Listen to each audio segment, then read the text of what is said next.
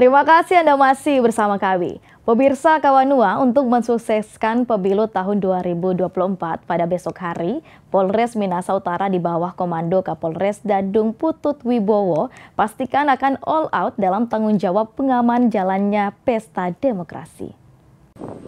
Kapolres Minahasa Utara AKBP Dadung Putut Wibowo memastikan pihaknya all out dalam pengamanan jalannya pesta demokrasi pemilu tahun 2024 di Bumi Tonsea.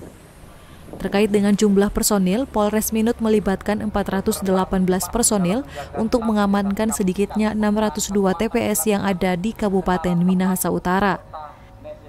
Berdasarkan pemetaan zona kerawanan TPS, Kapolres menjelaskan terdapat 211 TPS masuk zona rawan, 29 sangat rawan, dan 268 TPS kurang rawan. TPS yang ada khususnya di wilayah Minahasa Utara ini sejumlah 602. Dari 602 TPS ini ada pola pengamanan di mana di situ ada wilayah yang kita kategorikan sangat rawan, dan boleh dikatakan tadi TPS yang tidak rawan ataupun kurang rawan. Dengan pola di mana yang sangat rawan tadi itu 2 Polri 1 TPS.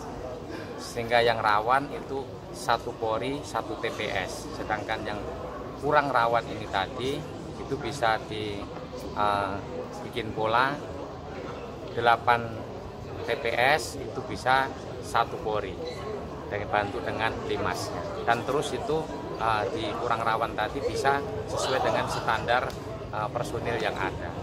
Kapolres pun mengajak masyarakat Minahasa Utara untuk menjaga kondusivitas di hari pemilihan umum, serta menggunakan hak pilih pada pesta demokrasi besok hari. Dari Minahasa Utara, Brian Umboh melaporkan untuk Kawanua TV.